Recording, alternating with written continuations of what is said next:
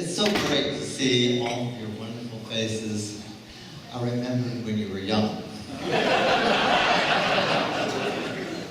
My 48 years at ORU, how would you really classify those years? There were peaks, and many of you remember those days, and there were valleys.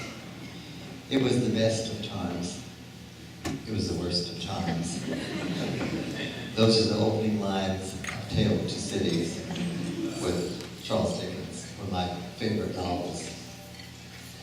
A few of the problems in the worst of years that later became catalysts for the good years. The second year, the Graduate College of Theology, C.R. Corbin was the dean. And they all had tenure, but it was lifetime tenure. And so Oral didn't understand tenure in those days. And so we had people in the Graduate School of Theology who thought they were going to change the basic philosophy of the Graduate School of Theology because they had tenure. Think again. So Oral went to the attorney for the university, and he said, they have lifetime lifetime tenure, and it's in their contract. And Oral said, isn't there something I can do? I want to fire all of them. And so the attorney said, you can close the Graduate School of Theology. You can do that. And Oral said, that's what I'm going to do. And so he closed the School of Theology, but he moved it to an undergraduate department of theology, and Dr. Howard Urban, one of the great scholars of our university, who read Greek and Hebrew like a newspaper, a PhD from Princeton, and he that revised the Graduate School of Theology, and they finally brought it back on a graduate basis, and Dr. Buskirk did that. And he brought a plethora of scholars with him. So sometimes you think it's the worst of times, but it's really the best of times. You have to walk down the corridor of life in faith. And so Oral left the Pentecostal church. He was their champion, and they thought he had sold them out because he joined the Methodist Church. The leaders in the Methodist Church wanted Oral desperately to revive some of the modernism of the Methodist Church. And he was willing to do that. And he knew that that would alienate a lot of the Pentecostals, and it did.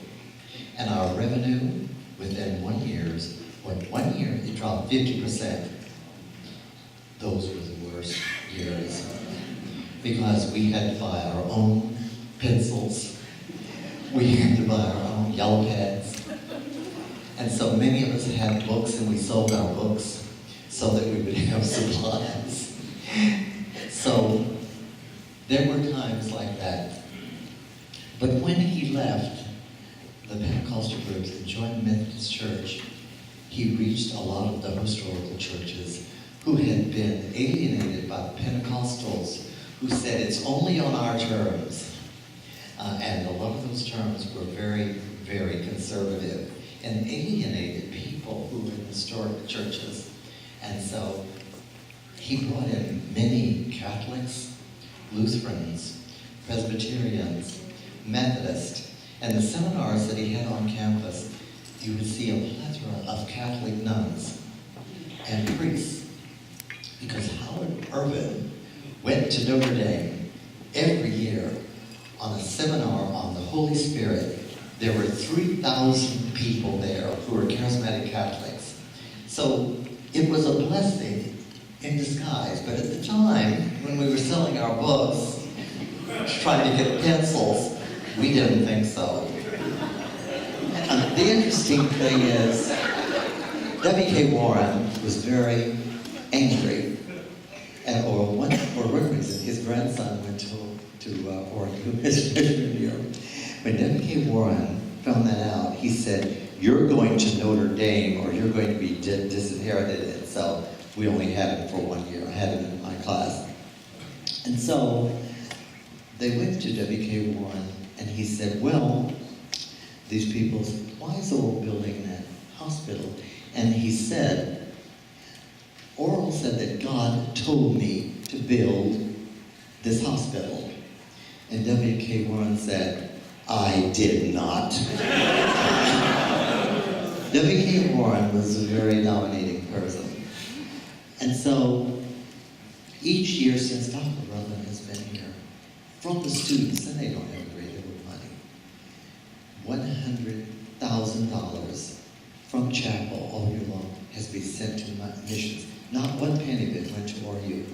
It went to missions all around India, in Pakistan, in South America. And so we met a new dimension with Dr. Rutland. And now we're moving into a new era with Dr. Wilson. He has an international ministry.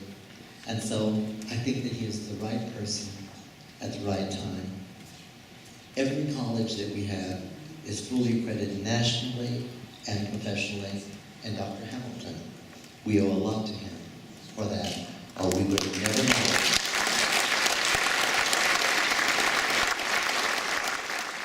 We have kept the mission of ORU in our hearts to teach our students to go into every man's world. God's light is dim and his voice is not heard. We've taught them to do that. Bill, Coach Duke, all of us have. It's still an important part of the integration into our disciplines. Even if you teach calculus, we do that. We have kept the faith. The work begins anew with the new president. The cause endures in the lives of our students and in your life, in the life of your children. The dream of Oral Roberts lives and shall never die. The torch burns in our hearts and we pass it on to future generations. The university says, go on with me.